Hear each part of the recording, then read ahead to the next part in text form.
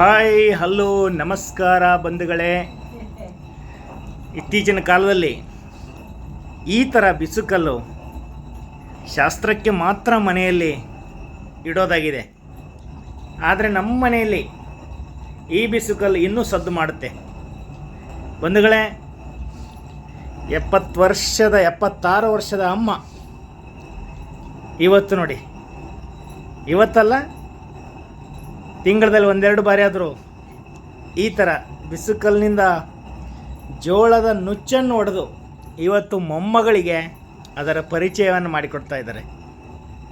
ಹಿಂದೆ ಇವರು ಇಡೀ ದೊಡ್ಡದಂಥ ಬಿಸಿಕಲ್ಲಿನಲ್ಲಿ 10 ಜನರಿಗೆ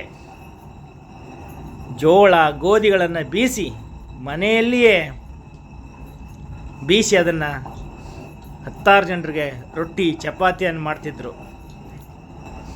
ಗಟ್ಟಿಯಾದಂಥ ಅತ್ತೆಯರ ಒಂದು ಆಡಳಿತದಲ್ಲಿ ಇವರೆಲ್ಲ ನುರಿತು ಇಂದಿಗೂ ಆ ಕಾಯಕವನ್ನು ಮುಂದುವರಿಸಿದ್ದಾರೆ. ಇವರ ಈ ಗಟ್ಟಿತನಕ್ಕೆ ಅವರ ಅಂದಿನ ದುಡಿಮೆಯೇ ಕಾರಣ. ಇವತ್ತು ಜೋಳದ ನುಚ್ಚನ್ನು ಹೊಡಿತಾ ಇದ್ದಾರೆ. ಪಕ್ಕದಲ್ಲಿ ಮೊಮ್ಮಗಳಿದ್ದಾಳೆ ನೋಡಿ, ಇಲ್ಲಿ ಜೋಳ ಇದೆ, ಜೋಳದ ನುಚ್ಚು.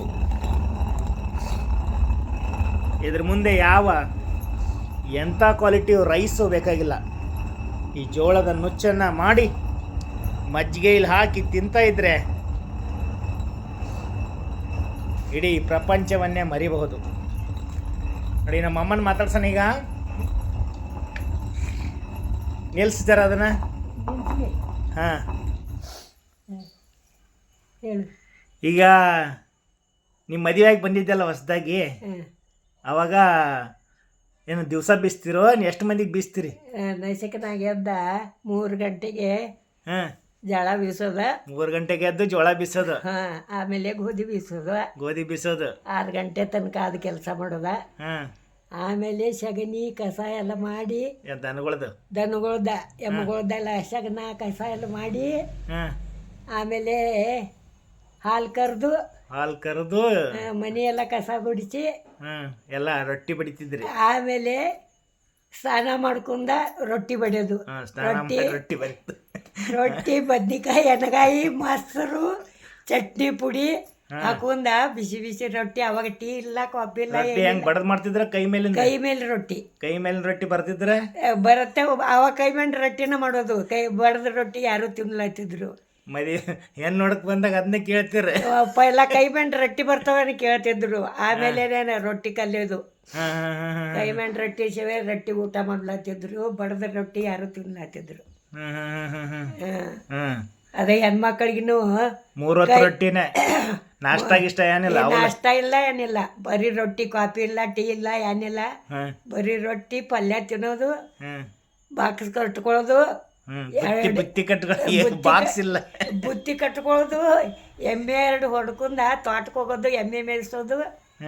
ಆಮೇಲೆ ಕಾಯಿ ಕಸರ ಏನೇ ತೋಟದಲ್ಲಿ ಎಲ್ಲ ಹರ್ಕೊಳ್ಳೋದು. ಅಲ್ಲಿ ಬುತ್ತಿ ಕಟ್ಕೊಂಡ್ ತಿಂದಿರ್ತಿತ್ತು, ಅದು ಊಟ ಮಾಡೋದು.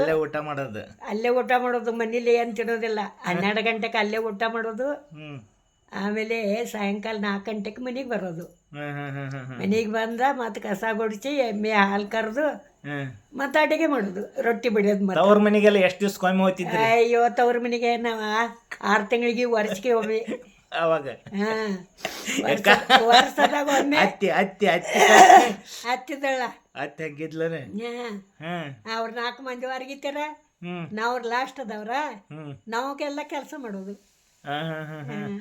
ಕೆಲಸ ಹೆಂಗ್ ಹಂಚ್ಕೊಳ್ತಿದ್ರೆ ಹೆಂಗೆ? ಎಲ್ಲಿ ಹಚ್ಕೋತಾರ? ನಮ್ಗೆ ರೊಟ್ಟಿ ಮಾಡ್ಕಸ್ತಿದ್ರು. 50 ರೊಟ್ಟಿ ಬಡಿಯೋದ. 50 ದಿವಸ 50 ರೊಟ್ಟಿ. ದಿವಸ 50 ರೊಟ್ಟಿ. 3 ರೊಟ್ಟಿ ತಿನ್ನವ್ರೆಲ್ಲಾರು. 3 ಹೊತ್ತು 3 ರೊಟ್ಟಿ. ಅನ್ನ ತಿಂತಿದ್ರ? ಜಾಳ ಕುಟ್ಟೋದು, ಅದ್ರ ಕಿಚಡಿ ಮಾಡೋದು. ಇದ್ರ ಚಜ್ಜಿ ಕುಟ್ಟೋದು, ಚಜ್ಜಿ ಕಿಚಡಿ ಮಾಡೋದು. ಚಜ್ಜಿ ರೊಟ್ಟಿ ಇಲ್ಲ, ಚಜ್ಜಿ ಕಿಚಡಿ. ಕಿಚಡಿ ಅಕ್ಕಿ ಇಲ್ಲ. ಹಬ್ಬ ದಿವಸ ಒಂದೇ ದಿವಸ ಅಕ್ಕಿ. ನೋಡಿ ಬಂಧುಗಳೇ, ಆವಾಗಿನ ಕಾಲದಲ್ಲಿ ಅಕ್ಕಿ ಅಂದ್ರೆ ಕೇವಲ ಹಬ್ಬ ದಿನಗಳಲ್ಲಿ ಮಾತ್ರ ಅನ್ನ ಮಾಡಿ ಊಟ ಮಾಡ್ತಾ ಇದ್ರು. ಇವಾಗ ನೋಡಿ, ಇವಾಗಲೂ ನಾವು ಅದನ್ನೇ ಸ್ವಲ್ಪ ರೂಢಿ ಇಟ್ಕೊಂಡಿದ್ದೀವಿ, ಜೋಳದ ನುಚ್ಚು. ಅದಕ್ಕೆ ಇಷ್ಟು ಗಟ್ಟಿಯಾಗಿದ್ದಾರೆ. ನಮ್ಮಮ್ಮ 78 ವರ್ಷ, ಅಪ್ಪನಿಗೆ 84 ವರ್ಷ. ಇನ್ನು ಜೊತೆಯಲ್ಲೇ ಇರೋದೇ ನಮಗೆ ಭಾಳ ಖುಷಿ.